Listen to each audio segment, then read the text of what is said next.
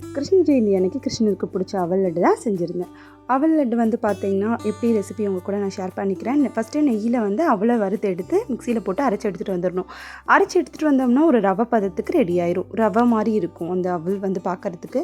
Next வந்து தேங்காவை roast பண்ணி எடுத்துடணும். தேங்காய் ரோஸ்ட் பண்ணுறதுக்கு வந்து எதுவும் தேவையில்லை.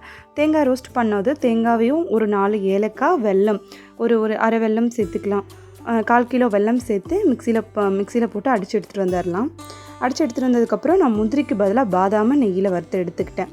வறுத்து எடுத்ததுக்கப்புறம் எல்லாத்தையும் ஒரு பவுலில் மாற்றி மிக்சிங் பவுலில் மாற்றி மிக்ஸ் பண்ணிடணும். மிக்ஸ் பண்ணதுக்கப்புறம் அதை வானலில் போட்டு ஒரு 2 பெரட்டினோம்னா ஒரு பாவு பதத்துக்கு வரும். பாவு பதத்துக்கு வந்ததுக்கப்புறம் உருண்டை பிடிச்சோம்னா செம்ம சூப்பராக வரும் லட்டு பார்க்குறதுக்கே. அப்படியே நெய்யெலாம் ஊற்றி சாப்பிட்றதுக்கு செம்ம டேஸ்ட்டாக இருக்கும். ட்ரை பண்ணி பாருங்கள். பாய். நெக்ஸ்ட் விலாகில் பார்க்கலாம்.